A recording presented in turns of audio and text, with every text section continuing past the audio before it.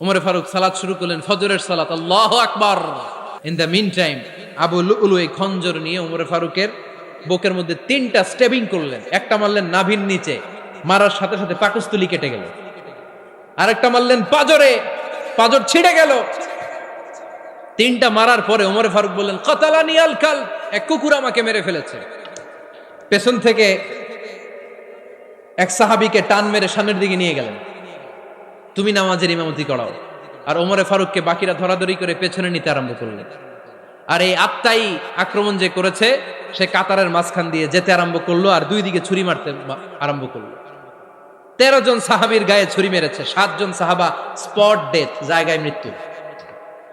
এই ভয়ঙ্কর অবস্থা দেখে এক সাহাবী বুরনুস, এক ধরনের জুব্বা আছে মাথাওয়ালা, অনেকে জ্যাকেট পরছেন না এরকম মাথাওয়ালা, লম্বা জুব্বা আছে আর ওপরে শীতে পড়ে মাথাওয়ালা, এই মাথাওয়ালা জুব্বা বের করে এক সাহাবী জালের মতো তার দিকে উড়ায় মারল। ওই বুরনুসের মধ্যে পেঁচিয়ে আবু লুলু মাটিতে পড়ে গেল আর সুইসাইড করে ফেলল, নিজের বুকে নিজে মেরে আত্মহত্যা। যেই সাহাবীকে ইমামতির জন্য দাঁড় করালেন, উনি ছোট্ট সূরা দিয়ে প্রথম রাকাতে সূরা আল কাউসার, দ্বিতীয় রাকাতে সূরাতুল ইখলাস দিয়ে নামাজ শেষ। উমরে ফারুক বেহুশ। উমরে ফারুক কি বেহুশ। সবাই কান্নাকাটি করতেছে, সবাই দেখতে গেলেন, এখন হুঁশ ফিরে না। মুখের মধ্যে, মুখ খুলে রাষ্ট্রের চিকিৎসক মুখের মধ্যে দুধ দিলেন, ওই নাভি দিয়ে দুধ বের হয়ে যায়, পাকস্থলী কেটে ওখান দিয়ে দুধ বের হয়ে যাচ্ছে। তারা বললো ওনারে বাঁচানো সম্ভব না, দেখেন হুঁশ ফিরে কিনা। হুঁশ ফিরলে ওনার পরে কে আমির হবে, উনি যেন প্যানেল ঠিক করে দিয়ে যায়। সবাই তাকিয়েছে ওমরে ফারুকের চোখের দিকে। আল্লাহর মেহেরবানিতে ঘন্টা খানিক পরে উনি চোখ খুললেন। চোখ খোলার পরেই বলেন নাই, ও মা আমি মরে যাই। চোখ খোলার পরে উনি বলেন নাই, কে মারলো আমারে। চোখ খোলার পরে উনি বলেন নাই, আমার পরে নেতা কে হবে। চোখ খোলার পরে সর্বপ্রথম কথাটি ছিল, আসল্লান নাস, আমার নেতৃত্বে যে ফজরের নামাজটা শুরু হয়েছিল এটাকে ঠিকমতো তোরা পড়েছিলি? আমার নেতৃত্বে যে ফজরের জামাত শুরু হয়েছিল সেটা ঠিকঠাক মতো সমাপ্ত হয়েছিল কিনা আগে বল। আসল্লান নাস, নামাজটা হয়েছে কিনা বল। সুবহানাল্লাহ বলতে পারলেন না? This is Umar, hour super hero. নেতা অনেকগুলো লাগে না, এরকম নেতা একটাই যথেষ্ট যে গোটা বিশ্বকে কাঁপায় দিতে পারে। চিল্লায় বলো ঠিক কিনা। বিশ্বনবী মক্কায় বসে বসে তাহাজ্জুদের সালাত পড়ে আল্লাহর কাছে দোয়া করলেন, আল্লাহুম্মা আইজ্জাল ইসলাম বিআহাব্বির রাজুলাইনি ইলাইক। ও আল্লাহ, 2 জন লোকের নাম বলবো, 2 জনের দরকার নেই, এই 2 জনের একজনকে আপনি ইসলামের সুশীতল ছায়া তলে এনে ইসলামকে বিজয় দান করে দেন। মুহূর্তের মধ্যে দোয়াটা কবুল করে নিয়েছে কে? বিশ্বনবী বললেন, আল্লাহ 2 জনের নাম বলবো আজকের দোয়ায়। আবি জাহাল ইবনে হিশাম, হয়তো হিশামের বেটা আবু জাহেলকে আপনি ইসলামের ভিতরে নিয়ে আসেন, কিংবা ওমর ইবনুল খাত্তাব, খাত্তাবের বেটা ওমরকে আপনি ইসলামের ছায়া তলে নিয়ে আসেন। ওমরে ফারুকের জন্য দোয়াটা কবুল করে নিয়েছে কে?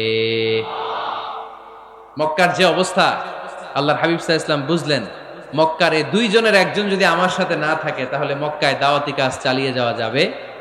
আল্লাহরে বললেন, আল্লাহ বেশি চাই না, এই 2 জনের একজন, হয় আবু জাহেল নয় ওমর, হয় আবু জাহেল নয় ওমর।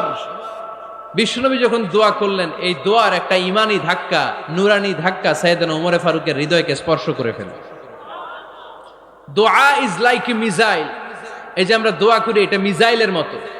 যুদ্ধে মিসাইল হামলা করে না? মিসাইল হামলা করার পরে এই মিসাইল লক্ষ্য বস্তুতে যে ভেদ করে, ঠিক কিনা?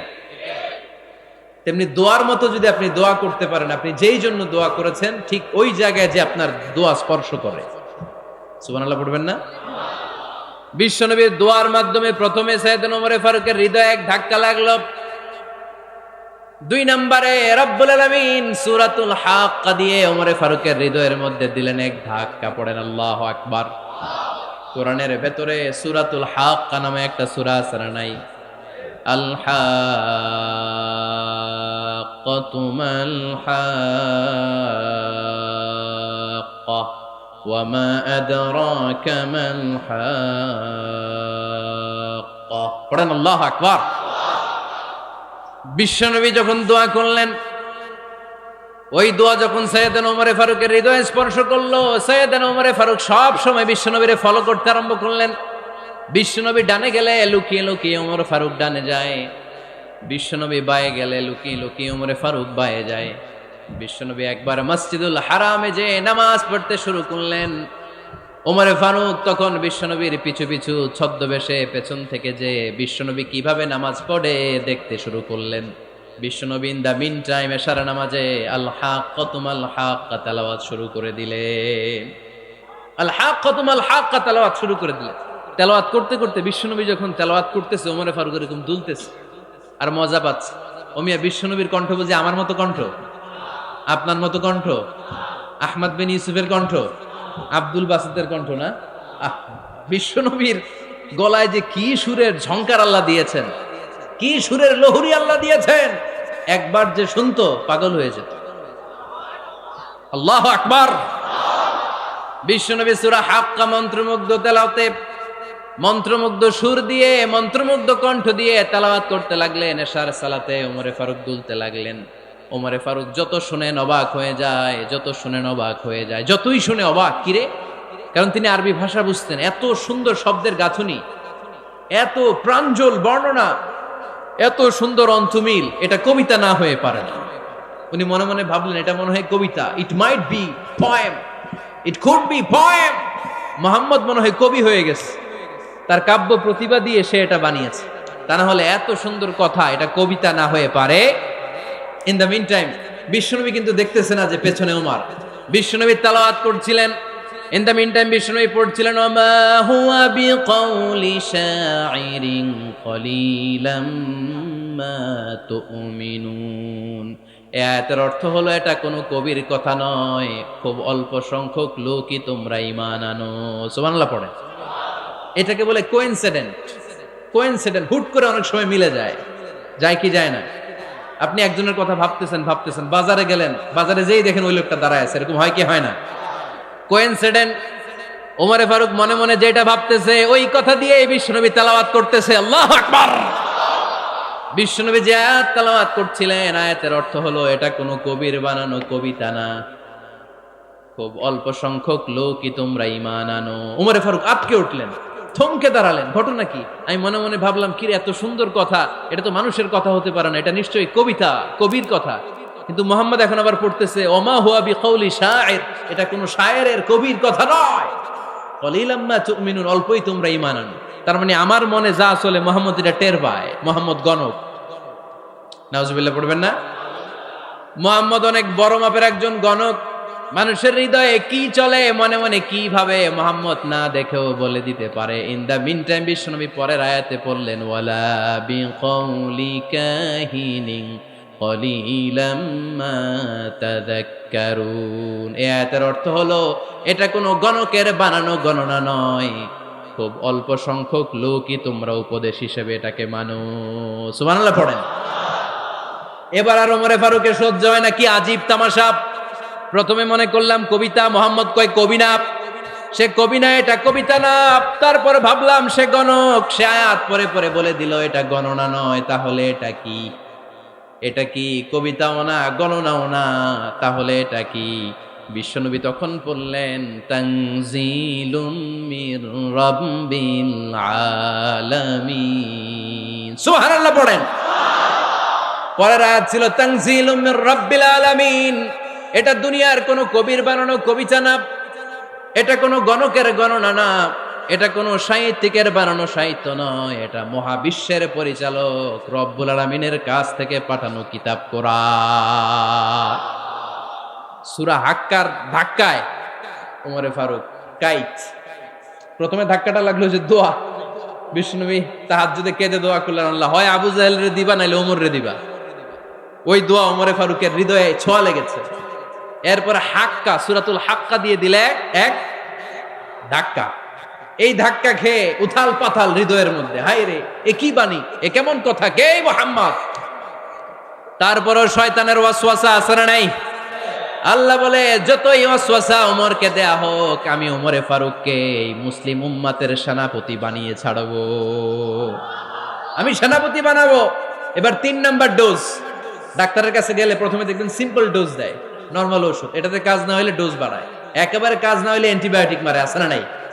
আল্লাহ প্রথমে দোয়ার ছোঁয়া লাগালেন, তারপর সূরা হাক্কা দিয়ে ধাক্কা মারলেন, এরপরে রব্বুল আলামিন বলেন এবার ৩ নাম্বার ডোজ সূরা তহা দিয়ে আমি তোমার হৃদয়টারে উজালা বানায় দেব রে ওমর। শয়তান ওদিক দিয়ে ওয়াসওয়াসা, খেলা দুই দিক থেকে চলতেছে। আল্লাহ তাআলা হেদায়েতের রাস্তায় টানছে, শয়তান জাহান্নামের দিকে টানছে। ঘোষণা দেয়া হলো মক্কায়, মুহাম্মদের মাথা কেটে এনে দিলে এত এত স্বর্ণ মুদ্রা দেয়া হবে। ওমরে ফারুক রাজি হয়ে গেলেন, নাঙ্গা তলোয়ার নিয়ে বিশ্বনবীর মাথা কাটার জন্য ছুটলেন। নাউজুবিল্লাহ পড়বেন না?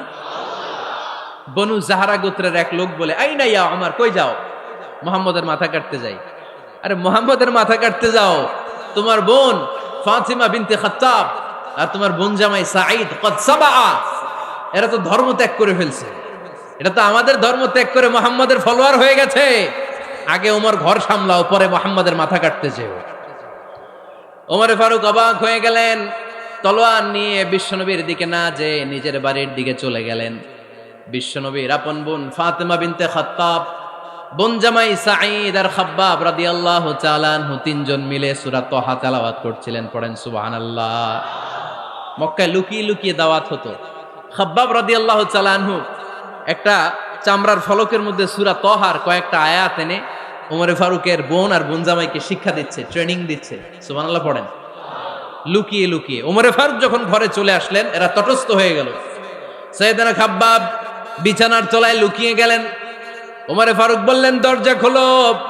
ফাতিমা বিনতে খাত্তাব দরজা খোলার পরে নির্মম ভাবে সাইয়েদনা ওমর রাদিয়াল্লাহু তাআলা আনহু বোনের গায়ে আঘাত শুরু করে দিল। বোন জামাইকে আহত করতে শুরু করলো আর বলতে শুরু করলো, তোরা পাগল হলি কেন? কি আছে ওই মুহাম্মাদের মধ্যে? কি জাদু নিয়ে সে এসেছে? সে যাই বলে লোকজন পাগল হয়ে যায়, সবাই তার উপর কালিমা পড়ে ঈমান এনে ফেলে। কি এমন জিনিস তোদের কাছে আছে যেটা দেখে মুহাম্মদকে তোরা ভালোবাসলি? কি আছে? কি পড়তেছিলি আমারে দেখা।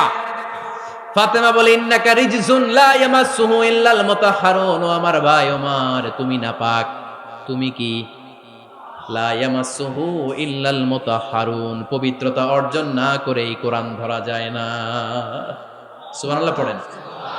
উমরে ফারুক গোসল করে আসলেন, কারণ ধাক্কা তো আগে কয়েকটা খাইছে। কথা বুঝেন নাই বোধহয়?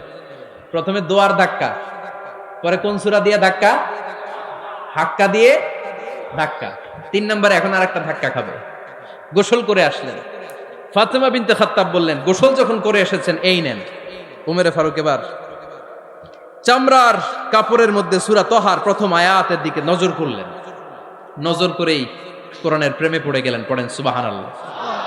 উমরে ফারুক পড়তে আরম্ভ করলেন, তহা মা আনজালনা আলাইকাল কুরআনা লিতাশকা ইল্লা তাযকিরাতাল লিমান ইয়াখশা তানজিলাম মিম্মান খালাকাল আরদা ওয়াস সামাওয়াতিল উলা। সুবহানাল্লাহ পড়েন। উনি পড়তে আরম্ভ করলেন, তহা মা আনজালনা আলাইকাল কুরআনা লিতাশকা, এই কোরআনকে আমি তোমাদের হতভাগ্য জাতি হিসেবে দুনিয়ায় থাকার জন্য পাঠাই নাই। এটা রব্বুল আলামিনের পক্ষ থেকে এসেছে। যারা রবকে ভয় করে তাদের জন্য আছে উপদেশ। যিনি আকাশ বানিয়েছেন, জমিন বানিয়েছেন, ওই আল্লাহ তাআলা নিজেই এই কোরআন পাঠিয়েছে। আওয়াজ করে পড়তে হবে, আল্লাহু আকবার। উনি খুব ভালো আরবি জানতেন। সূরা তহা পড়ার পরে আর ধৈর্য ধারণ করতে পারে না। ওমরে ফারুক ছোট্ট বাচ্চার মতো কান্না শুরু করে দিলেন। আল্লাহু আকবার।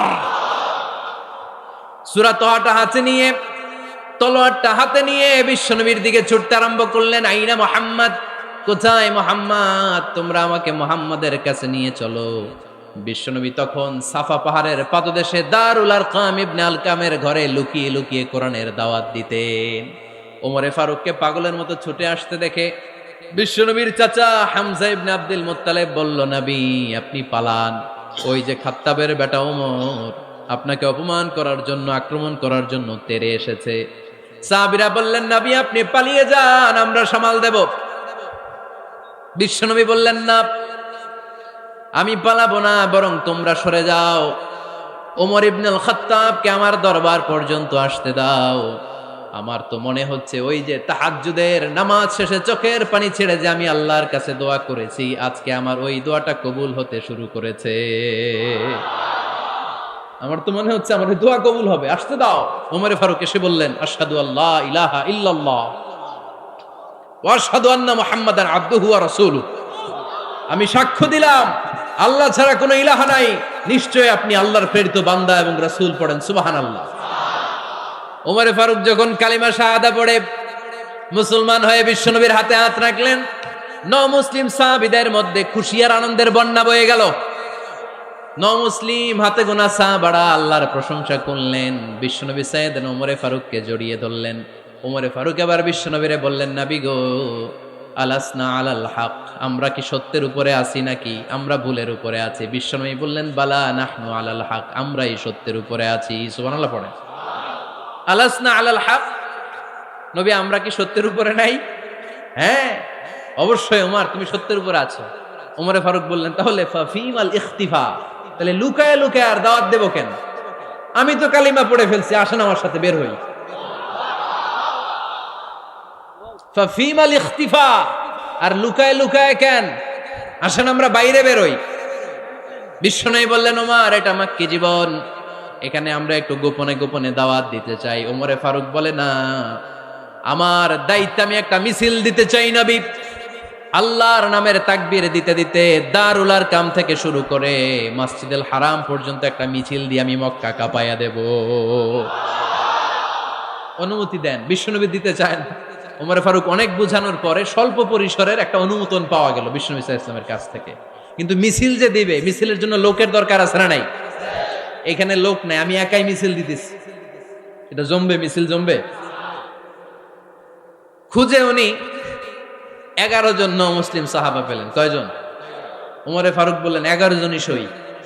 এই 11 জন নিয়েই আমি আল্লাহর নামের তাকবীর দিব। 2 লাইন করলেন।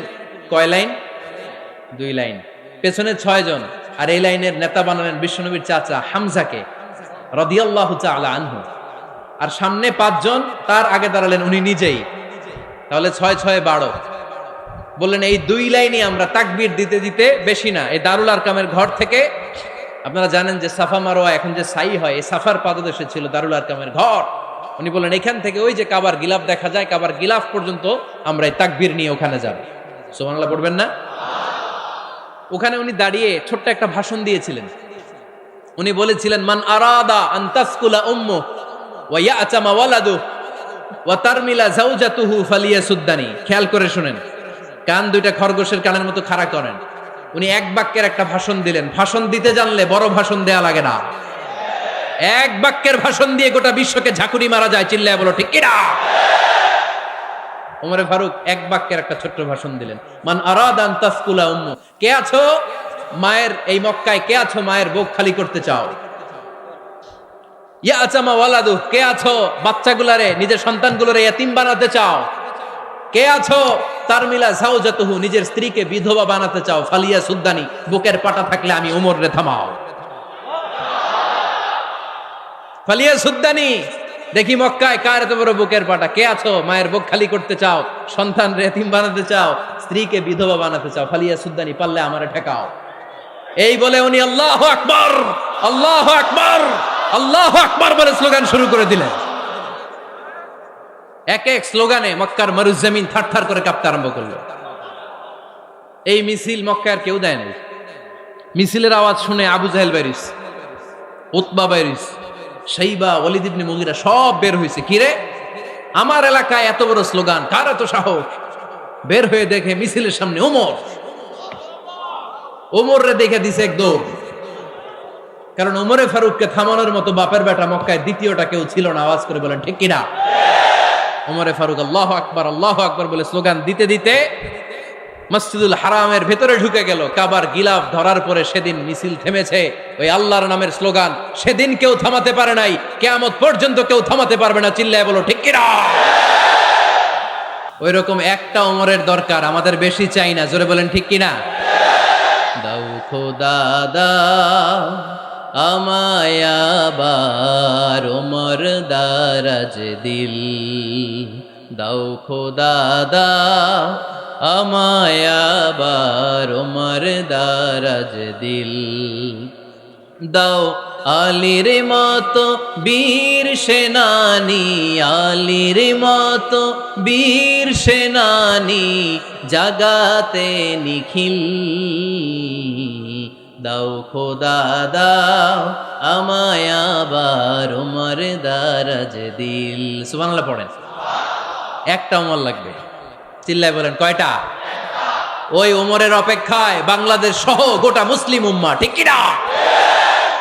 একটা ওমরই যথেষ্ট। আমাদের সেন্ট্রাল লিডারশিপ নাই তো, আমাদেরকে এদিকে লাথি মারলে আমরা ওইদিকে যাই, ওদিক থেকে গুতা মারলে আমরা এদিকে যাই। আমাদের রিপ্রেজেন্টেটিভ, আমাদের প্রতিনিধিত্ব করার মতো কোনো কেন্দ্রীয় লিডারশিপ নেতৃবৃন্দ গোটা বিশ্বে নাই, ঠিক কি না? আমরা সেই ওমরে ফারুকের অপেক্ষায়, আমরা সেই ইমাম আল মাহাদির অপেক্ষায়। এই ওমরে ফারুক আমাদের মডেল, ঠিক কি না? থার্ড ইন পজিশন এই পুরা উম্মতের মধ্যে ওনার পজিশন নাম্বার 3। 1 নাম্বার পজিশন বিশ্বনবীর, কার? 2 নাম্বার পজিশন কার? আবু বকর। 3 নাম্বার পজিশন কার? ওমরে ফারুকের। বিশ্বনবী বলতেন লা নবিয়্যা বা'দি, লা নবিয়্যা বা'দি, আমার পরে কোনো নবী নাই। ওয়ালা রাসূলা, আমার পরে কোনো রাসূলও নাই। আমার নবীর পরে আর কোনো নবী আছে? আমার নবীর পরে আর কোনো রাসূল আছে? এই যে কাদিয়ানি যে একটা সম্প্রদায় আছে, এরা কি মুসলিম নাকি অমুসলিম? মুসলিম সম্প্রদায়ের সাথে এদের কোনো সম্পর্ক নাই, চিল্লায় বলেন ঠিক কি না?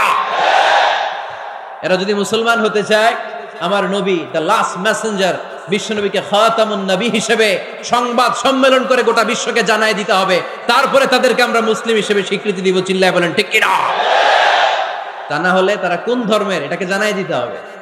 No inferiority complex, no identity crisis. Identity ক্রাইসিসে থাকা যাবে না। আপনারা কোন ধর্মের এটা জানায় দেন। আপনারা বিশ্বনবীরও শেষ নবী মানবেন না, আবার মুসলিম বলেও নিজেদেরকে ট্যাগ লাগাতে চাইবেন। সাধারণ মুসলমানরা এটা এই ধোঁকাবাজি মানে না, চিল্লায় বলেন ঠিক কি না? আমার নবীর পরে কোনো নবী নাই, আমার রাসূলের পরে কোনো রাসূল নাই, ঠিক কি না? আল্লাহর হাবিব বলতেন লাউ কানা বা'দি নাবিয়্যুন লাকানা উমর, তবে আমার পরে যদি নবী হওয়ার যোগ্যতা কারো থাকে, আমার ওমরের ওই যোগ্যতা আছে। সুবহানাল্লাহ পড়েন।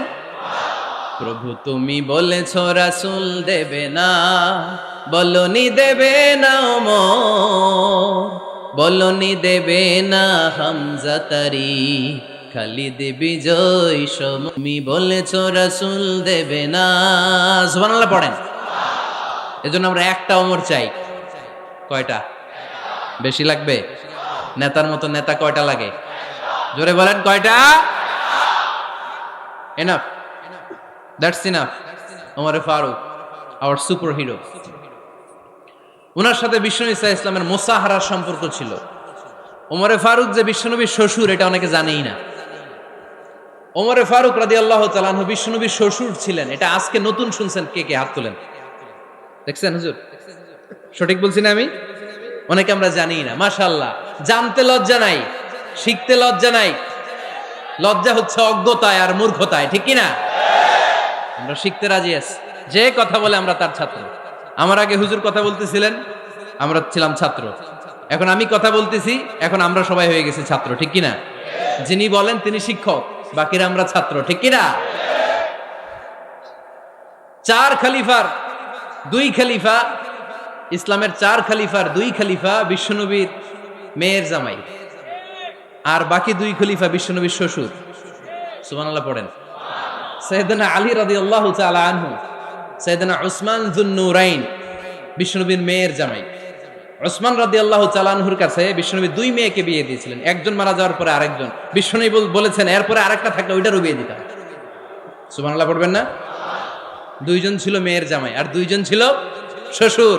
সাইয়েদনা আবু বকর শ্বশুর, বিশ্বনবীর স্ত্রী আম্মাজান আয়েশা রাদিয়াল্লাহু তাআলা আনহার বাবা। বিশ্বনবীর স্ত্রী আম্মাজান হাফসা রাদিয়াল্লাহু তাআলা আনহার বাবা ছিল সাইয়েদনা ওমর ফারুক। চিল্লায় পড়েন আল্লাহু আকবার। জান্নাতুল পজিশন না, সাইয়্যিদু কুহুলিল জান্নাহ। জান্নাতে যত নারীরা যাবে, নারীদের সর্দারিনী হবে সাইয়্যিদাতুনা ফাতেমা রাদিয়াল্লাহু তাআলা আনহা। এই ফরিদপুরের যত ইয়াং স্টাররা, তোমরা যারা জান্নাতে যাবে, তোমাদের লিডার হবে সাইয়েদনা হাসান আর হুসাইন রাদিয়াল্লাহু তাআলা আনহুমা। আর বয়স্ক মুরব্বীরা যারা জান্নাতে ঢুকবেন, আপনাদের লিডার হবে সাইয়েদনা আবু বকর আর সাইয়েদনা ওমর ফারুক রাদিয়াল্লাহু তাআলা আনহু। সুবহানাল্লাহ পড়তে পারলেন না? ওমর ফারুক এটা সাধারণ কোনো ক্যারেক্টারিস্টিক্স নয়, ওনাকে আল্লাহ তাআলা নলেজও দিয়েছেন, আবার দিনদারিও দিয়েছেন।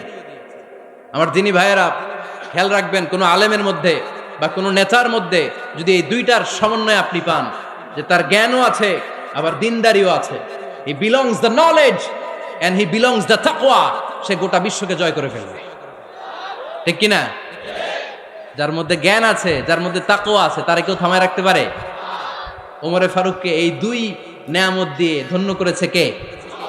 সহিহ বুখারীর বর্ণনা, বিশ্বনবী সাহাবীদের সামনে একটা স্বপ্নের কথা বলছেন। বিশ্বনবী বললেন, আমি স্বপ্নে দেখলাম আমার আঙ্গুলের ফাঁকা থেকে দুধ বের হচ্ছে, আমি তৃপ্তি সহকারে দুধ খেলাম। খাওয়ার পরে দেখলাম আঙ্গুলের মধ্যে একটু দুধ লেগে আছে। আমার আঙ্গুলে অতিরিক্ত লেগে থাকা দুধটা আমি ওমরে ফারুকের মুখের মধ্যে লাগিয়ে দিলাম। সাহাবারা বললেন, ইয়া রাসূলুল্লাহ, ইয়া হাবিবাল্লাহ, মাযা আওয়ালতা বিহি, এই স্বপ্নের আপনি কি ব্যাখ্যা করলেন, আমরা তো বুঝলাম না। বিশ্বনবী বললেন, আওয়ালতু বিহি আল ইলম, আমি এই দুধ দিয়ে জ্ঞানের ব্যাখ্যা করেছি, কারণ ওমরকে আল্লাহ যেই জ্ঞান দিয়েছে গোটা বিশ্বের কাউকে এত জ্ঞান দেয় না।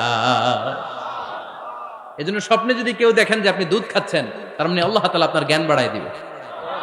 ওমরে ফারুককে দুধ খেয়ে অতিরিক্ত দুধের অংশটা বিশ্বনবী আবু বকর রাদিয়াল্লাহু তাআলা আনহুর মুখে দেন নাই, সাইয়েদনা উসমানের মুখে দেন নাই, আলী রাদিয়াল্লাহু তাআলা আনহুর মুখে দেন নাই।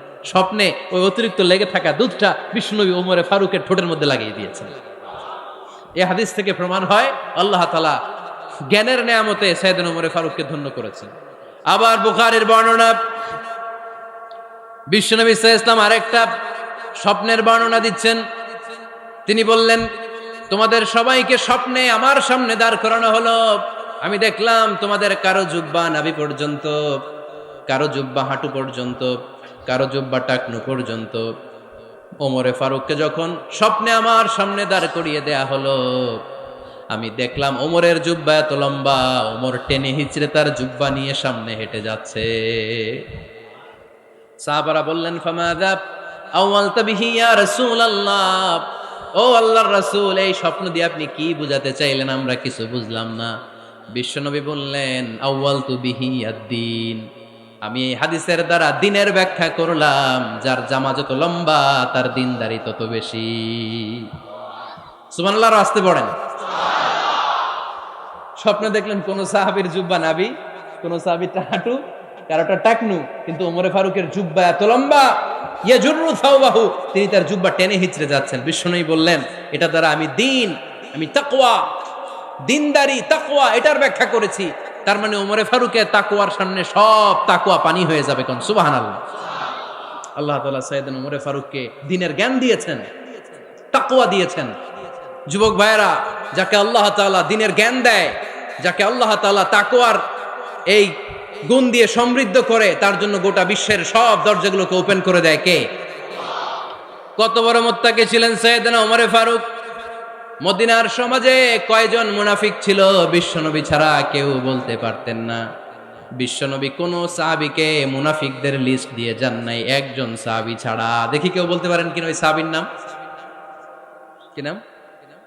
হুযায়ফা ইবনুল ইয়ামান রাদিয়াল্লাহু তাআলা আনহু। উনাকে বলা হতো সাহিবু সিররি রাসূলিল্লাহ, আল্লাহ রাসূল সাল্লাল্লাহু আলাইহি ওয়াসাল্লামের গোপন তথ্যের ধারক বাহক। সুবহানাল্লাহ পড়বেন না? বিশ্বনবী ইন্তেকালের আগে মদিনার সমাজে মোট কয়জন মুনাফিক আছে, এই তথ্য আবু বকরকে বলেন নাই, ওমর রাদিয়াল্লাহু তাআলা আনহুকে বলেন নাই, উসমান রাদিয়াল্লাহু তাআলা আনহু, আলী রাদিয়াল্লাহু তাআলা আনহু, আশারাতুল মুবাশশিরিন বিল জান্নাহ কোন সাহাবীকে বলেন নাই। শুধুমাত্র কেবলমাত্র একমাত্র হুযায়ফা ইবনুল ইয়ামান রাদিয়াল্লাহু তাআলা আনহুর কাছে মুনাফিকদের লিস্টে বিশ্বনবী দিয়ে গিয়েছেন। সুবহানাল্লাহ পড়েন। মদিনায় কারা কারা মুনাফিক কেউ জানতো না, হুযায়ফা ছাড়া। কে ছাড়া? নামটা আজকে মুখস্থ করেন, যাতে অন্য কোনো ওয়াজে কেউ জিজ্ঞেস করলে বলতে পারেন। মুনাফিকদের লিস্ট যে সাহাবীর কাছে বিশ্বনবী দিয়ে গিয়েছিলেন, সাহাবীর নাম কি? নাম? নামটা কেমন লাগে? ভাল লাগে? অনেকে আমারে জিজ্ঞেস করে, হুজুর আমার ছেলে হবে আগামী মাসে, একটা নাম দেন। নাম দিয়ে দিলাম হুযায়ফা। যাদের হবে ছেলে, এলাকার যাদের নেক্সট কয়েক মাসে ছেলে হবে, খালি হুযায়ফা চলবে। কি চলবে? ভাল লাগে নামটা? ভাল লাগে, রাইখেন, অনেক সুন্দর নাম। উনি জানতেন মুনাফিক কারা। দেখেন ওমরে ফারুকের তাকওয়ার লেভেলটা কত হাই। ওমরে ফারুক একদিন হুযায়ফা রাদিয়াল্লাহু তাআলা আনহুর কাছে গেলেন, যে বললেন, হুযায়ফা, বিশ্বনবী ইন্তেকালের আগে মুনাফিকদের নামের লিস্টটা কারো কাছে দেয় নাই, আমার জানা নাই, সাইয়েদনা আবু বকরের জানা নাই, কোন সাহাবীর জানা নাই, তুমি ছাড়া। আমি তোমার কাছে জানতে চাই, আমি ওমরের নামটা ওই মুনাফিকদের খাতায় আছে কিনা আমার একটু বলো। আমার ওমরের নামটা ওই মুনাফিকদের লিস্টিতে একটু আছে কিনা, নামটা একটু বলো। যদি থাকে আমি ভালো হয়ে যাব, আমি নেফাকি দূর করে পাক্কা মুমিন হতে চাই। আমার নাম যদি মুনাফিকের লিস্টে থাকে আমি তো শেষ। হুযায়ফা চোখের পানি ছেড়ে দিয়ে বলে, আমিরুল মুমিনিন, কেমন প্রশ্ন করলেন আপনি? আপনি বিশ্বনবীর শ্বশুর, এই উম্মতে আপনার পজিশন 3 নাম্বার। আপনারে মুনাফিকরা ভয় পায়, শয়তান আপনারে ভয় পায়। আপনি জান্নাতে সব বয়স্ক লোকদেরকে নিয়ে জান্নাতের মধ্যে আগে আগে ঢুকবেন, কেমন করে মুনাফিকদের কাতারে আপনার নাম থাকতে পারে ওমর? সুবহানাল্লাহ পড়ে। কি বিনয়ী, কি তাকওয়া। হুযায়ফাকে যে ধরতেন, হুযায়ফা একটু বলো না আমার নামটা মুনাফিকদের লিস্টিতে আছে কিনা। ওমরে ফারুকের যদি এই টেনশন থাকে যে আমি মুনাফিক হয়ে গেলাম কিনা, আমাদের এই টেনশন থাকার দরকার আছে না নাই? হ্যাঁ, যেন সব সময় আল্লাহর কাছে দোয়া করতে হবে, আল্লাহ তুমি নেফাকি থেকে আমাদেরকে বাঁচাও। আরো জোরে পড়েন আমিন। আপনারা ওঠা বসা শুরু করলেন কেন? অনেক রাত হয়ে গেছে তাই? হ্যাঁ, শেষ করে দেই তাহলে না? যে অনেকের কষ্ট হচ্ছে মনে হচ্ছে। হ্যাঁ, এক নম্বরে যাচ্ছে এটা সব মুখস্থ দেখি।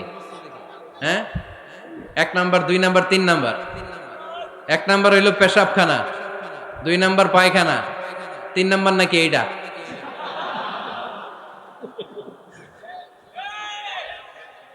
আছে না নাই? না। সিগারেট কোন মুসলমান খেতে পারে? সিগারেট হয় টোবাকো প্ল্যান্টস থেকে, তামাক পাতা। ফরিদপুরে চাষ হয় নাকি? হয়। কোন থানায় হয় বেশি? হ্যাঁ, তামাক ক্ষেত যারা দেখছেন, কোন বেড়া লাগানো লাগে? কারণ ছাগলেও মুখ দেয় না। তো যেটা ছাগলে খায় না, এটা কোনো মুমিন বান্দা খাইতে পারে? তো খান কেন এগুলো, এই পচা জিনিস?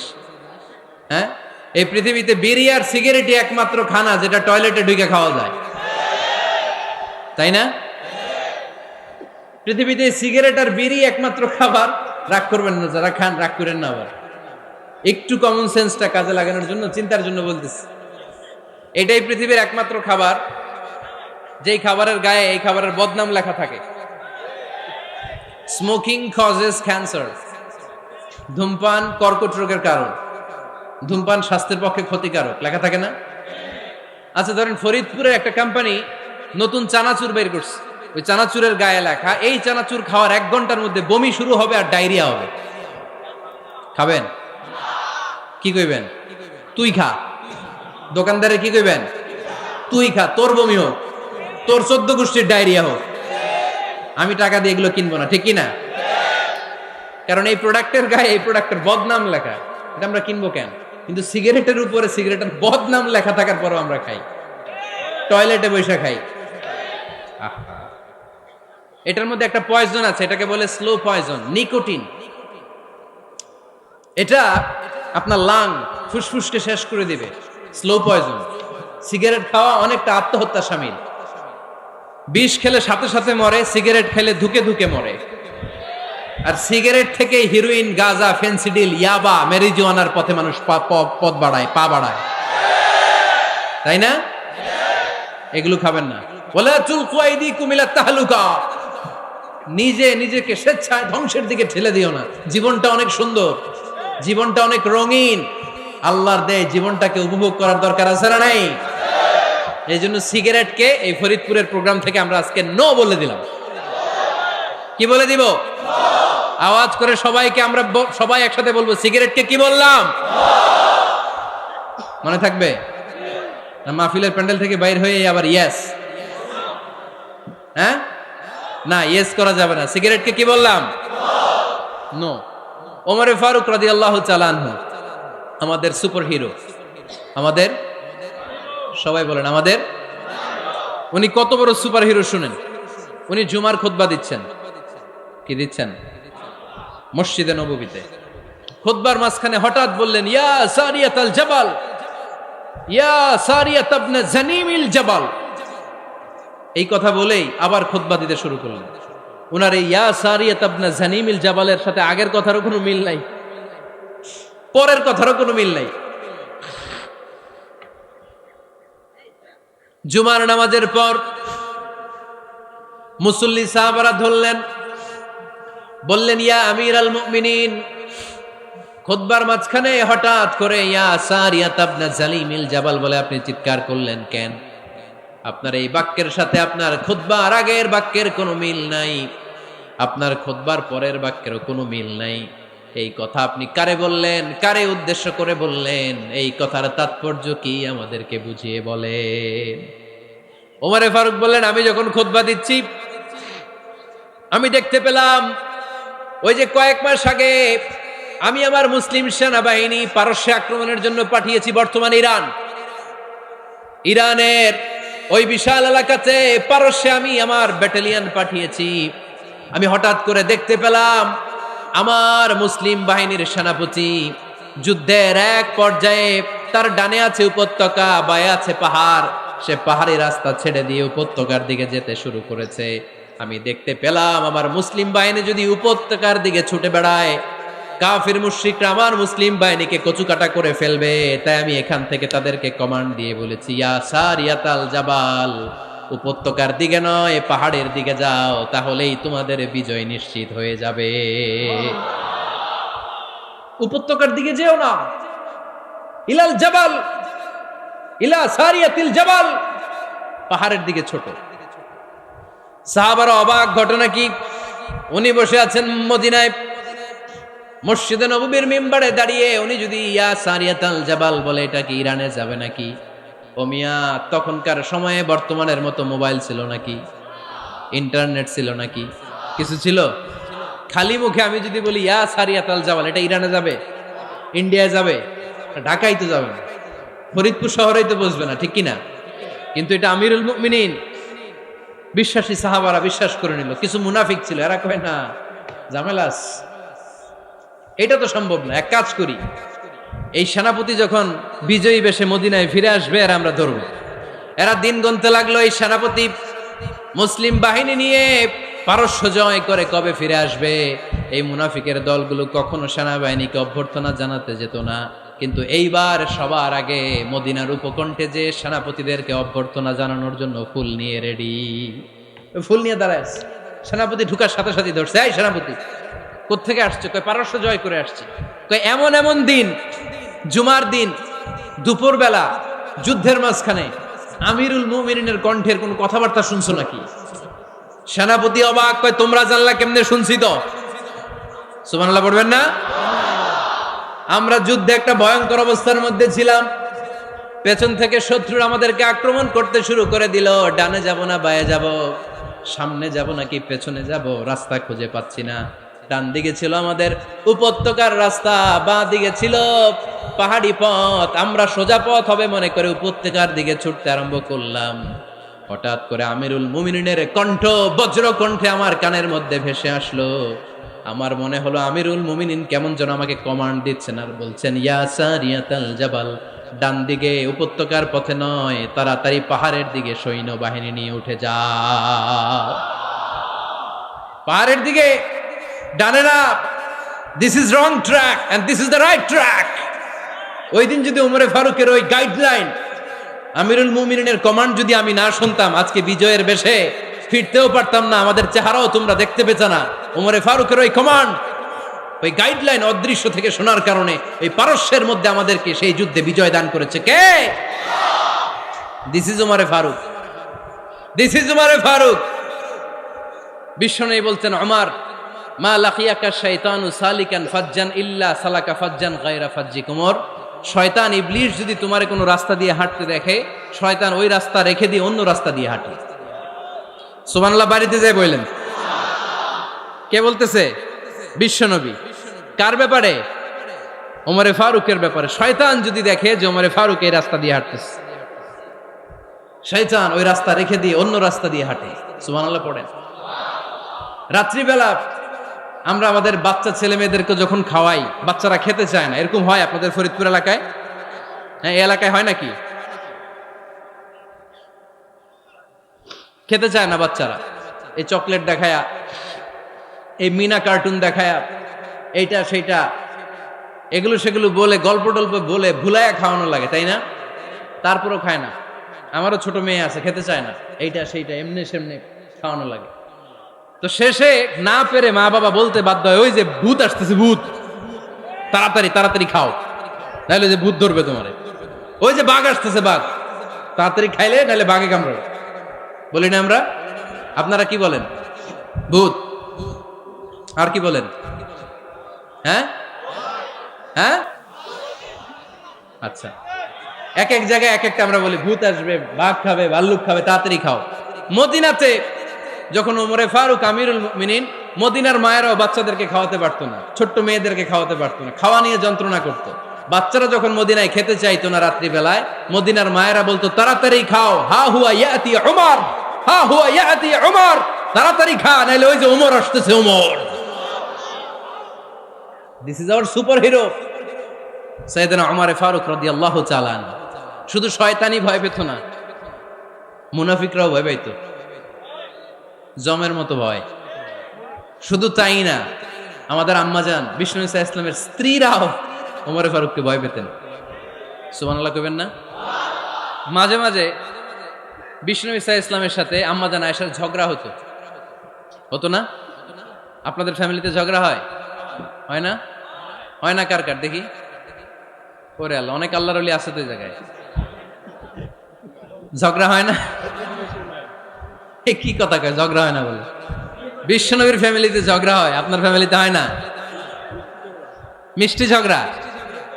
আর ও বিয়েই করে নাই।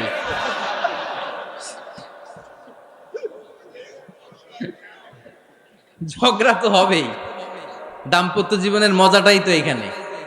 কখনো ঝগড়া, কখনো আনন্দ, একটু বৃষ্টি, একটু রোদ, একটু হাসি, একটু কান্না, ভালো লাগা ভালোবাসা শেয়ার করে নেয়া, মিলেমিশে একাকার হয়ে যাওয়া, ঠিক কিনা? তো আল্লাহর হাবিব সাল্লাল্লাহু আলাইহি ইসলামের সাথে আম্মাজান আয়েশার ঝগড়া হতো। তো একদিন ঝগড়া হয়ে দুইজন রেগে আছে। খবরদার, দুইজন রেগে থাকবেন না আবার।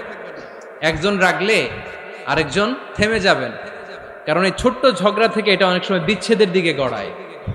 আমার প্রিয় ফরিদপুরবাসী, ভাবি রেগে গেলে আপনি রাইগেন না, ওই দিন আপনি একটু ঠান্ডা থাকেন। আবার আপনি রেগে গেলে, আমার মাইকের আওয়াজ যদি ভাবিরা শুনেন, আপনারা রেগে যায় না, একটু ঠান্ডা থাকবেন।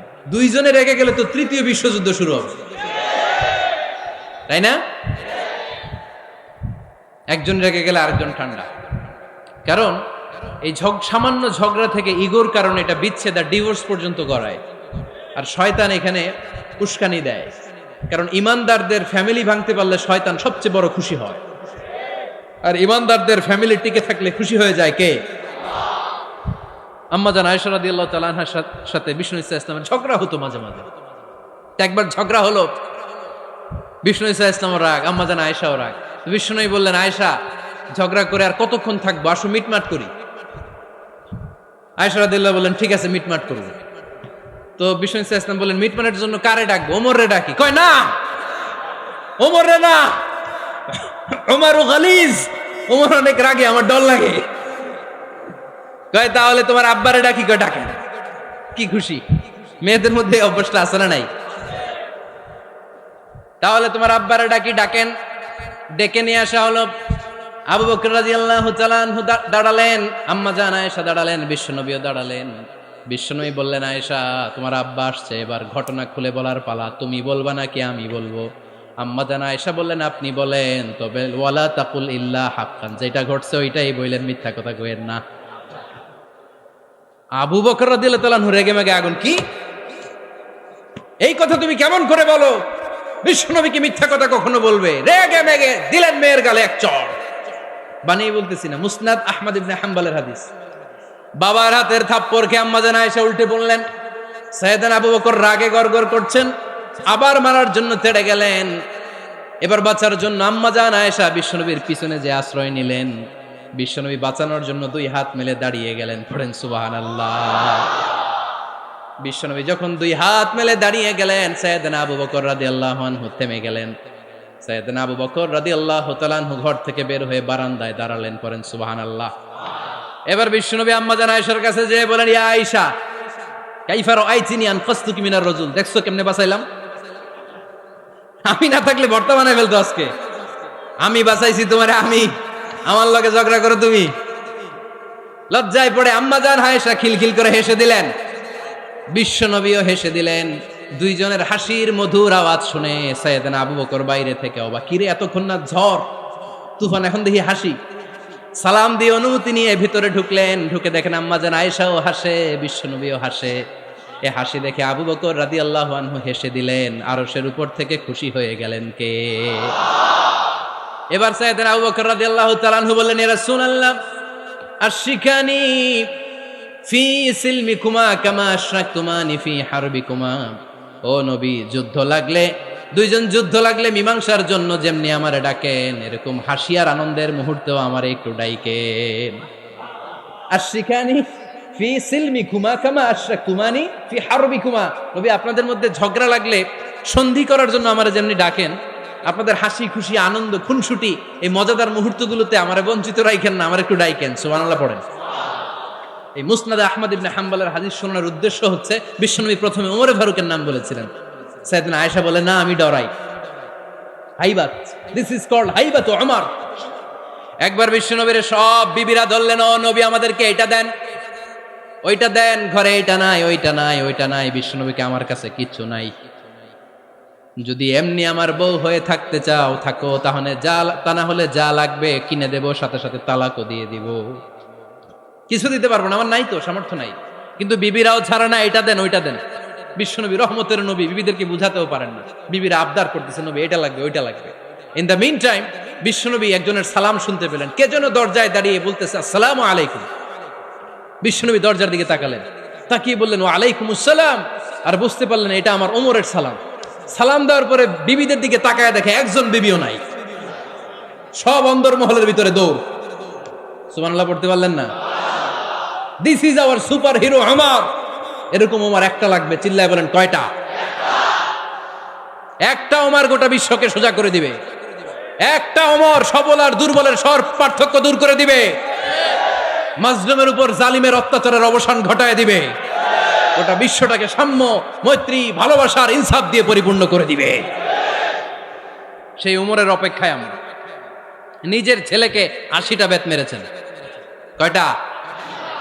80টা বেত মেরেছে। এই ব্যাপারে অনেকগুলো বর্ণনা পাওয়া যায়। সবচেয়ে সহিহ বর্ণনা হচ্ছে মুয়াত্তা ইমাম মালিকের বর্ণনা। ওমরে ফারুক রাদিয়াল্লাহু তাআলা আনহুর ছেলে আব্দুর রহমান মারুফুন বিআবি শাহমা ছিলেন মিশরে। ওখানে নাবিজ খেয়েছিলেন। নাবিজ হচ্ছে আরব দেশের লোকেরা দুধের মধ্যে শক্ত খুরমা রাত্রেবেলা ঢেলে দিত। ঢেলে দিলে সারা রাত ওই খুরমার রসটা দুধের সাথে মিশে দুধটা লাল হয়ে যেত। এটারে সকালবেলা খেত, খুব সুস্বাদু, এটাকে বলে নাবিজ। কিন্তু এটা রাতে ভিজাইলে সকালেই খাইতে হয়, রেখে দিলে আবার একটু সমস্যা হয়। এটা অনেকটা তারির মতো হয়ে যায়, মাতলামি চলে আসে। তো ওমরে ফারুকের ছেলে নাবিজ খেয়েছেন, মদ খাননি, নাবিজ।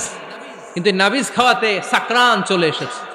সাকরান চলে আসাতে এটা যখন প্রমাণিত হয়েছে, আমর ইবনুল আস রাদিয়াল্লাহু তাআলা আনহু নাকি 80 বেত মেরেছেন মিশরে। কয় বেত?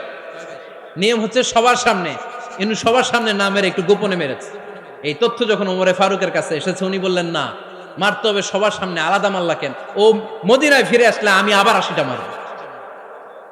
মদিনায় ফিরে আসার পরে সাইয়েদনা ওমরে ফারুক ওই আগের 80টারে আর ধরেন নাই, নিজ হাতে আবার 80টা বেত মেরেছেন। এই বেত মারার 1 মাস পরে এই আবু শাহমা ইন্তেকাল করেছে। অনেক ঐতিহাসিক বলে এই বেতের আঘাতে মরেছে, কেউ কেউ বলেছে নিজের রোগের কারণে মরেছে। কিন্তু দিস ইজ দ্য ইনসাফ সিস্টেম অফ ওমর। নিজের ছেলে বলে ছেড়ে দেয় নাই। এখন নিজের ছেলে হইলে 7 খুন মাফ, নেতার ছেলে হইলে 10 খুন মাফ, এলাকার মোড়লের ছেলে হইলে 10 খুন মাফ। নো পার্সিয়ালিটি ইন ইসলাম। ইসলামে পার্সিয়ালিটি নাই। আপনি নেতার ছেলে হন, আপনি বিজনেস ম্যাগনেটের ছেলে হন, আপনি যেই হন না কেন, ইসলামের দৃষ্টিতে সবাই সমান। চিল্লায় বলেন ঠিক কিনা? বানু মখজুমিয়া গোত্রের এক নারী চুরিতে ধরা পড়ল। সাহাবারা বললেন, নবী, মদিনার সবচেয়ে ভ্যারি প্রেস্টিজিয়াস এন্ড ডিগনিফাইড ফ্যামিলির মেয়ে, আপনি হাত কাইটেন না, কারণ ইসলামের নিয়ম চুরি করলে কি কেটে দাও। বিশ্বনবী বললেন, বলো কি, হাত না কাটার জন্য তোমরা আমাকে রেকমেন্ড করছো? এটা আল্লাহর আইন, পৃথিবীর কেউ রেকমেন্ড করলো শোনার ক্ষমতা আমার নাই, কারণ আইনটা দিয়েছে কে? লাউ কানাত ফাতিমাতু বিনতি মুহাম্মাদিন সারাকাত লাকাতা মুহাম্মাদুন ইয়াদাহা। আরে বনু মাকসুমিয়া মেয়ে তো দূরের কথা, আমার কলিজার টুকরা ফাতেমাও যদি আজ চুরিতে ধরা পড়তো, তার হাত কেটে দিতে আমি 1 মিনিটও দেরি করতাম না। দিস ইজ ইসলাম। এই হচ্ছে ওমরে ফারুকের মানাকিব। এরকম ওমরে ফারুক কয়টা লাগবে? আওয়াজ করে বলতে হবে, কয়টা লাগবে? একটা লাগবে। এই সাইয়েদনা ওমরে ফারুক মদিনার প্রথম চিফ জাস্টিস ছিলেন। সর্বপ্রথম উনার পরামর্শে সাইয়েদনা আবু বকর রাদিয়াল্লাহু তাআলা আনহু কোরআনকে সংকলন করেছেন। আমরা এই যে কোরআন পড়ি 30 পারা, এমদাদিয়া লাইব্রেরির 114টা সূরা, কত সুন্দর সন্নিবেশ করা হয়েছে, এখানে সাজানো হয়েছে। আল্লাহর হাবিব সাল্লাল্লাহু আলাইহি ওয়াসাল্লামের সময় কি এরকম কোরআন ছিল নাকি? ছিল না। খেজুর পাতার মধ্যে, গাছের বাকলের মধ্যে, ওটের বড় হাড্ডির মধ্যে আর পাথরের মধ্যে খোদাই করা কোরআন ছিল। সাইয়েদনা আবু বকরের সময় রাদিয়াল্লাহু তাআলা আনহুর সময় যুদ্ধ হলো, 70 জন হাফেজ সাহাবী ইন্তেকাল করলেন। সাইয়েদনা আবু বকর রাদিয়াল্লাহু তাআলা আনহুকে ডেকে ওমরে ফারুক বললেন, ও আবু বকর, এইভাবে হাফেজে কোরআন সাহাবীরা যদি দুনিয়া থেকে বিদায় হয়ে যায়, আল্লাহর কোরআনও তো বিদায় হয়ে যাবে। আমার পরামর্শ হলো, আপনি সব বয়োজ্যেষ্ঠ সাহাবীদেরকে একসাথে করে কোরআনের সব কাগজগুলোকে একসাথে করে একটা নির্ধারিত কপির মধ্যে কোরআনকে সংকলন করে ফেলেন। সাইয়েদনা আবু বকর বললেন, যেটা আমার নবী করে না, এটা আমি কেমনে করি? কিন্তু ওমরে ফারুক নাছরবান্দা বলে না, এটা করলে কোনো খারাপ হবে না, ভালোই হবে। মুসলিম উম্মার জন্য এক জায়গায় কোরআন সন্নিবেশিত থাকবে, আপনি করেন। সাইয়েদনা আবু বকর রাজি হয় না, ওমরে ফারুকও ছাড়ে না। ওমরে ফারুক বলতে বলতে বলতে বলতে এমন ভাবে সাইয়েদনা আবু বকর রাদিয়াল্লাহু তাআলা আনহুকে ধরলেন, সব শেষে সাইয়েদনা আবু বকর ওমরে ফারুকের কথায় কোরআন সংকলনে রাজি হয়ে গেলেন। পড়েন সুবহানাল্লাহ। উনি বললেন, ওমর যখন আমাকে বারবার বুঝাতে লাগলো, আল্লাহ তাআলা আমার হৃদয়টা ওমরের কথা শোনার জন্য খুলে দিলেন। আল্লাহ তাআলা কেমন যেন আমাকে ইলহাম করলেন, আবু বকর করো, এই কাজের মধ্য দিয়ে আমি আমার কোরআনকে গোটা বিশ্বে জীবিত রেখে দেব। This is Omar. এই যে আমরা হিজরি সনের যে আমরা গণনা করি, এই হিজরি সনের প্রবর্তক হচ্ছে সাইয়েদনা ওমরে ফারুক। সাইয়েদনা ওমরে ফারুক এই হিজরি সনের গণনা শুরু করেছেন। সাহাবারা বলল, আমিরুল মুমিনিন, খ্রিস্টানদের ঈসাই সন আছে, আমাদের মুসলমানদের কোনো সন নাই। আমাদের একটা সন থাকলে আমাদের জিজিয়া নিতে, আমাদের যাকাতের টাকা উত্তোলন করতে অনেক সুবিধা হবে। ওমর ফারুক বললেন, তাহলে কোন সালকে হিজরি, কোন সালকে মুসলিম সাল হিসেবে আমরা ঘোষণা দিতে পারি? একজন বলল, আমার নবী যেই সালে জন্মগ্রহণ করেছেন ওই সালে। ওমর ফারুক বললেন, না, আমার নবীর জন্ম আমাদের জন্য খুশির দিন, কিন্তু এটা আমাদের জন্য প্রেরণা নয়, প্রেরণা নবীর কাজে, ঠিক কিনা? আরো কিছু সাহাবারা বলল, তাহলে যেই সালে আমার নবী ইন্তেকাল করেছে ওইটারে প্রথম সাল ধরেন। ওমর ফারুক বললেন, না, যেদিন তিনি ইন্তেকাল করেছেন এটা আমাদের দুঃখের দিন, এটা আমাদের প্রেরণা নয়। আমাদের প্রেরণা হচ্ছে বিশ্বনবীর ত্যাগ, তিতিক্ষা আর কাজের মধ্য দিয়ে। জোরে কোন ঠিক কিনা? ওমর ফারুক বললেন, যেদিন বিশ্বনবী ইসলাম রক্ষায় নিজের মাতৃভূমি ছেড়ে মক্কা থেকে মদিনায় গিয়েছেন, ওই দিনটাকে হিজরি প্রথম দিন ধরে আমরা হিজরি সাল গণনা করে শুরু করে দেব। ওইটাই হচ্ছে হিজরি সন। সেখান থেকে হিজরি সনের প্রবর্তন করেছেন সাইয়েদনা ওমর ফারুক রাদিয়াল্লাহু তাআলা আনহু। এই যে স্টেট গভর্নমেন্ট, এই যে প্রিজন, জেলখানা, ক্যান্টনমেন্ট, সচিবালয়, গণভবন, বঙ্গভবন, মুক্তিযোদ্ধাদের ভাতা, রাষ্ট্রীয় ভাতা, এই সব নিয়ম কানুন সাইয়েদনা ওমর ফারুক তার রাষ্ট্রীয় আমলে তিনি নিজে করেছেন। চিল্লায় পড়েন আল্লাহু আকবার। মুসলমানদের আলাদা কারেন্সি, নিজস্ব মুদ্রা ব্যবস্থা নিজে চালু করেছেন। সৈনিকদের মধ্যে যারা বিবাহিত, প্রতি 6 মাস অন্তর অন্তর 1 মাসের ছুটি কাটাতে তারা ফিরে আসবে, সাইয়েদনা ওমর ফারুক চালু করেছেন। চিল্লায় আওয়াজ করে পড়েন আল্লাহু আকবার। এই যে আমরা 20 রাকাত সালাতুত তারাবি পড়ি রমাদানে, পড়েন না আপনারা? এটা সাইয়েদনা ওমর ফারুক চালু করেছে। সুবহানাল্লাহ পড়তে পারলেন না? কোরআনে মোট 22টা আয়াত আছে যেখানে সাহাবারা ইনডিসিশনে ভুগছিলেন। বিশ্বনবীর মত একটা, ওমর ফারুকের মত আর একটা। এই 22 জায়গায় আল্লাহ তাআলা বিশ্বনবীর মতের পক্ষে আয়াত নাজিল না করে ওমরে ফারুকের মতের পক্ষে করোনার আয়াত নাজিল করেছেন। আওয়াজ করে পড়েন আল্লাহু আকবার। এদিকে উঠলেন কেন আপনারা? যারা উঠছেন আমার দিকে তাকান।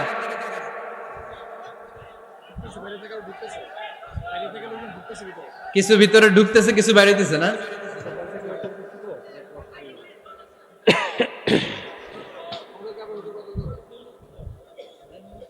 সাইয়েদনা ওমর ফারুক, আমরা সাহাবীদের জীবন চরিত পড়তে চাই না?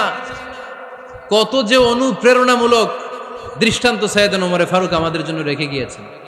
ওমর ফারুক যখন খলিফা, দিনের বেলায় যদি রাষ্ট্রে কোনো নিয়ম জারি করতেন, দিনের বেলায় জনগণকে কোনো বিষয়ে যদি নিষেধ করতেন, রাত্রে বেলায় খাওয়ার সময় ফ্যামিলি মেম্বারদের সবাইকে বলতেন, এই দিনের বেলা আমি জনগণকে এই কাজ করতে নিষেধ করেছি, তোমরা আমার ফ্যামিলি মেম্বার, খবরদার তোমরা এই কাজ করো না। জনগণ করলে যতটুকু শাস্তি, তোরা করলে পাবি ডবল শাস্তি। সুবহানাল্লাহ কইবেন না? আমাদের নেতারা ওই বাড়ির বিচার করে, ওই বাড়ির মাইয়ার বিচার, ওই বাড়ির পোলার বিচার, নিজের পোলা গাঞ্জা টানে আছে না নাই? নিজের মেয়ে অপরাধ করে আছে না নাই? কি নেতা ছিলেন ওমর ফারুক! আগে নিজের ঘর সামলিয়েছেন, আগে নিজেকে সামলিয়েছেন, নিজের ঘর ঠিক করেছেন। বলেছেন জনগণ করলে যত বেদ, তোরা করলে double Veda. This is call leader, ঠিক কিনা? এক বাবা এসে বললেন, ওমর ফারুক আমার ছেলে কথা শোনে না, বেয়াদব। ওমর ফারুক ছেলেরা ডাকলেন, বাবা তুমি তোমার আব্বাজানের কথা শোনো না, এটা তো কবিরা গুনাহ। ছেলে বলে, ওমর ফারুক সব দায় দায়িত্ব আল্লাহ ছেলে মেয়েদেরকে দিয়েছে, বাবা মাকে কোনো দায়িত্ব দেয় নাই। ওমর ফারুক বললেন, অবশ্যই দায়িত্ব দিয়েছে। তাহলে বলেন আমার বাবার দায়িত্ব কি? উনি বললেন, প্রাইমারিলি প্রথমত 3 দায়িত্ব। আইয়ানতাকিয়া উম্মাহ, পৃথিবীর প্রতিটি বাবার উচিত ছেলেদের মেয়েদের জন্য ভালো মায়ের ব্যবস্থা করা। 2 নম্বরে আইয়ুহসিনা ইসমা, সুন্দর তার একটা নাম রেখে দেয়া। 3 নাম্বার ইউআল্লিমাহুল কিতাব, তার আল্লাহর কিতাব শিক্ষা দেওয়া। এবার ছেলেকে আমার আব্বা 3টার একটাও করে নাই। এবার ওমর ফারুক রেগে গেলেন, বাবার কাঁধে ধরলেন, বললেন তুই ছেলের জন্য বিচার নিয়ে আসলি, তোর 3টা দায়িত্বের একটাও তুই পালন করিস নাই। ছেলে বলে, আমিরুল মুমিনিন আমার মা নর্তকী, আমার মা মাজুসি, আমার মায়ের মধ্যে কোনো আদব কাদব নাই, সুন্দরী দেখে আমার মা রে বাবা বিয়ে করছে, আমার মায়ের কাছ থেকে জীবনে কিছু শিখি নাই। 2 নাম্বার সাম্মানি খানফাসা, আমার বাবা আমার নাম রেখেছে চামচিকা। কি নাম রাখছে? এটার নাম হইলো একটা, এরকম উল্টাপাল্টা নাম আছে না নাই? না, এগুলো রাখবেন না। আব্দুল্লাহ রাখবেন, আব্দুর রহমান রাখবেন, আর একটা কি বলছি আজকে? হুযায়ফা রেখে দিয়েন, পারবেন? ওয়ালাম ইউআল্লিমনি হারফাম মিন কিতাবিল্লাহ, আমিরুল মুমিনিন শুধু তাই না, আল্লাহর কোরআনের একটা অক্ষর আমার বাবা কোনোদিন আমারে শিক্ষা দেয় নাই। ওমর ফারুক রেগে গেলেন, এবার বাবার কান্দে ধইরা মারতে শুরু করলেন। তুই পোলার নামে বিচার নিয়ে আইছিস, তোরে মার দিমু আগে। এরকম নেতার দরকার আছে না নাই? মদিনায় এক লোক তার বউরে রাগের চোটে 100 তালাক দিয়ে ফেলছে। কয় তালাক দেয়ার নিয়ম কয়টা? দিছে কয়টা? এবার স্ত্রী কাঁদতে কাঁদতে এসে বলে, আমিরুল মুমিনিন দেখেন, আমার স্বামী আমারে রেগে মেগে 100 তালাক দিচ্ছে। ওমর ফারুক বললেন, দইরা নিয়ে আয় এটারে। নিয়ে আসা হলো। ওমর ফারুক বললেন, কয়টা তালাক দিয়েছো? কয় 100টা। কেন দিছো? কয় মাথা গরম আছিল। এরকম আছে না? তালাক দেওয়ার সময় সব তালাক, তুই তালাক, তোর মা তালাক, তোর বোন তালাক, সব তালাক। তালাক দিবে ওয়াইফ রে, দিতেছে সবাই রে। ওমর ফারুক বললেন, দিবে 3টা, 100টা দিলা কেন? কয় মেজাজ গরম ছিল। কয় দাঁড়া, আত-তালাকু মিন শাআইরিল্লাহ, তালাক হচ্ছে আল্লাহর দেয়া বিধানের একটা নিদর্শন, এটা নিয়ে তুই খামখেয়ালি করলি। আমার রায় শোন, আমার রায় হচ্ছে 3 তালাকে তোর বউ তালাক, বাকি 97 তালাক তোর পিঠের উপরে পড়বে। এরকম বিচারের দরকার আছে না নাই? এরকম দৃষ্টান্তমূলক বিচার যদি বাংলার জমিনে দেয়া হতো, আর কোন নারী ধর্ষিতা হতো? আর কোন নারীকে অ্যাসিড মারা হতো? আর কোন নারী যৌতুকের জন্য কান্না করত?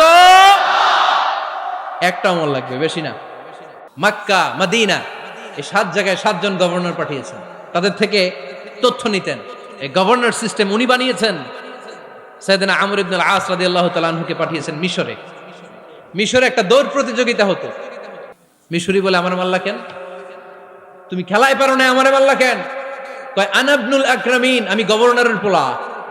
আমি যা বলবো এটাই হবে, আমার উপরে কথা নাই। মিশরি ওইখানে আর ঝগড়া বাঁধায় নাই, মনে দুঃখ নিয়ে মদিনায় চলে আসলেন। এসে বললেন, আমিরুল মুমিনিন, আপনি আমর ইবনুল আস রাদিয়াল্লাহু তাআলা আনহুকে মিশরের গভর্নর বানিয়ে পাঠিয়েছেন। একটা প্রতিযোগিতায় আমি চ্যাম্পিয়ন হয়েছি, ওনার ছেলে হয়েছে রানার আপ। কেন সে চ্যাম্পিয়ন হতে পারে নাই? এই কারণে আমার মাথায় লাঠি দিয়ে 3টা বাড়ি মেরেছে। বিচারটা দিছে কার দরবারে? কথা বুঝেন নাই বোধহয়? ওমর ফারুকের দরবার। ওমর ফারুক বললেন, তাই আগামী বছরের অমুক তারিখ আমি সব গভর্নরদেরকে ডেকে হিসাব নিতে, ওই দিন তুই থাকবি, পারবি না? মিশনে বলে পারবো, মানে অবশ্যই পারবো। ওই দিন 7 রাজ্য থেকে 7 গভর্নর হাজির, গভর্নরদের ছেলেরাও হাজির, মিশরীয় হাজির। 7 গভর্নরের কাছ থেকে 7 এলাকার খোঁজ খবর নেয়ার পরে ওমরে ফারুক বললেন, আইনাল মিসরি, মিশরি লোকটা কই, এদিকে আয়। মিশরি সামনে আসার পরে বলল, আমর ইবনুল আস, তুমি মিশরের গভর্নর, তোমার ছেলে সহ তুমি আসো। আমর ইবনুল আস এসে সামনে বসে রইলেন। এবার বললেন, ও আমর ইবনুল আসের ছেলে, তুমি নাকি ইবনুল আকরামিন গভর্নরের ছেলে, তুমি যা বলবা মিশরে নাকি তাই হবে, তোমার নাকি অনেক দাপট। নিজে একটা লাঠি এনে মিশরীর হাতে দিয়ে বলল, এবার তোর মাথায় যতটা মারছে তুই ততটা গুনে গুনে মার, আমি দেখবো।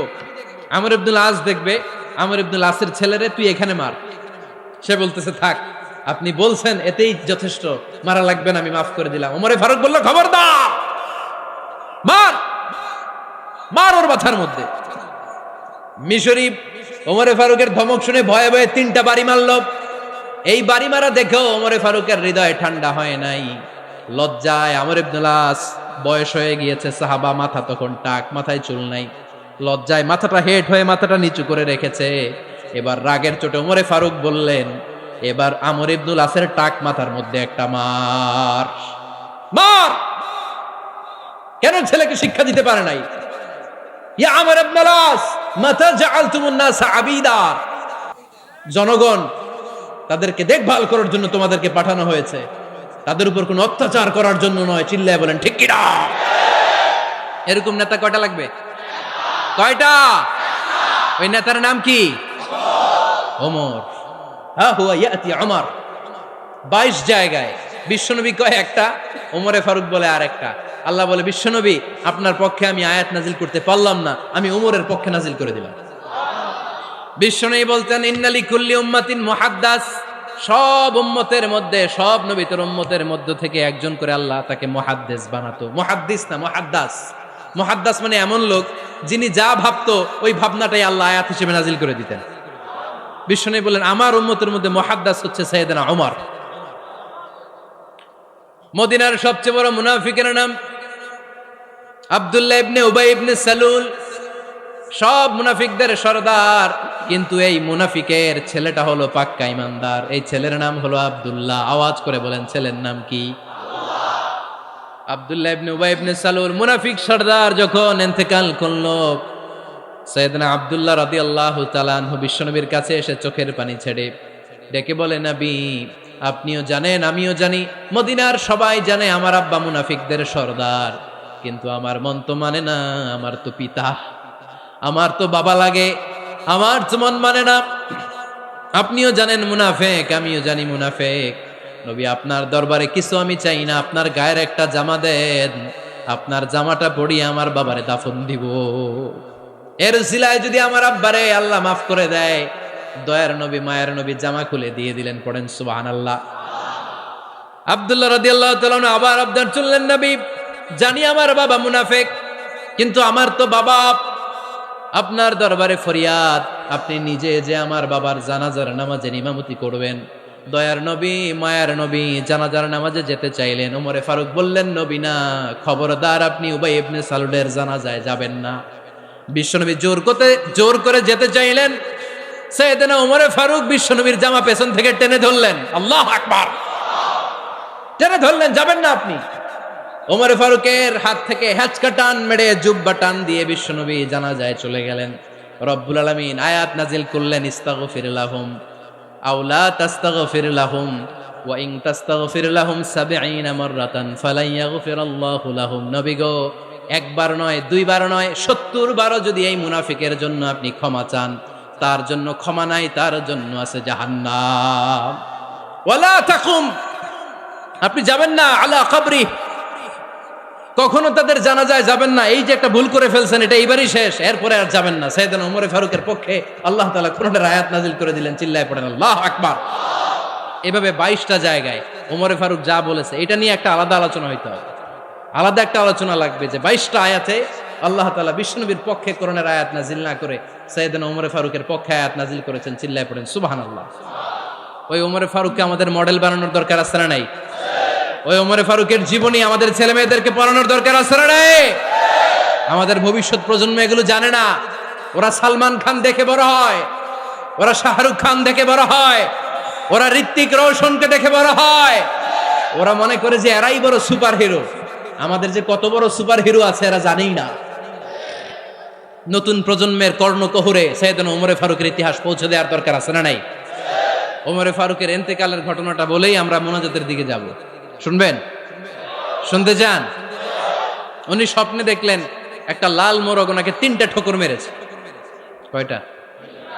উনি জুমার নামাজে, জিলহজ মাসের শেষ সপ্তাহে জুমার নামাজে বললেন যে একটা লাল মোরগ 3টা ঠোকর মেরেছে। মুগীরা ইবনে শুবা রাদিয়াল্লাহু তাআলা আনহুর দাস আবু লুলু আল মাজুসি, এই লোকটা খঞ্জর বানাতে পারত। মুগীরা রাদিয়াল্লাহু তাআলা আনহুর দাস। মুগীরা প্রতিদিন 4 দিরহাম করে চার্জ করত, যেহেতু দাস। সে এসে বিচার দিল, আমিরুল মুমিনিন, মুগীরা আমার থেকে বেশি টাকা চায়, জুলুম করে। ওমর ফারুক বললেন, তাই? তুমি কি কাজ জানো? বলে, আমি খঞ্জর বানাতে জানি। বাড়ি কই? পারস্য। আরে তুমি খঞ্জর বানাতে জানলে তো 4 দিরহাম অনেক কম, সে তো আরো বেশি টাকা নেওয়া দরকার ছিল তোমার থেকে। আবু লুলুর এই কথা পছন্দ হয় নাই। সে কয়, ওমর তুমি সবারে দয়া দেখাও আর আমার ক্ষেত্রে কঠিন নিয়ম বানাইলা, দাঁড়াও এই নিয়ম তোমারে আমি দেখাবো। এই রাগে সে বাড়িতে যে একটা খঞ্জর বানালো। কি বানালো? খঞ্জর চিনেন? ছোট্ট ছুরি। কিছুদিন আগে ওমানের সুলতান কাবুস ইন্তেকাল করেছে, জানেন আপনারা? ওনার এই কোমরের মধ্যে খঞ্জর থাকতো, ছবিতে দেখছেন? আরব শায়েখ যারা সুলতান আমির, কোমরে কি থাকে? ছোরা থাকে, খঞ্জর। সে বাসায় যে একটা খঞ্জর বানালো, যেই খঞ্জরের 2 মাথা, লাহু রাসান ওয়া মাকবাদাতুহু ফি ওয়াসাতি, আর ধরার হ্যান্ডেলটা মাঝখানে, এদিকেও ছুরি এদিকেও ছুরি, যাতে এইভাবে এইভাবে মারা যায়। সে ধার দিতে লাগলো আর বলল, ওমর দাঁড়াও তোমারে আমি দেখাবো। ওমর ফারুক মসজিদে নববীর ইমাম, ফজরের নামাজের সময় এ আবু লুলু আল মাজুসি বুরনুস পরে, চাদর পরে, লুকিয়ে লুকিয়ে, সে অগ্নি উপাসক, মুমিন নয়। ওমর ফারুককে অ্যাটাক করার জন্য গেলেন মসজিদে নববীতে। ওয়াকানু ইউসাল্লুনা বিগালাস, তখন ওনারা অন্ধকারে নামাজ পড়তেন।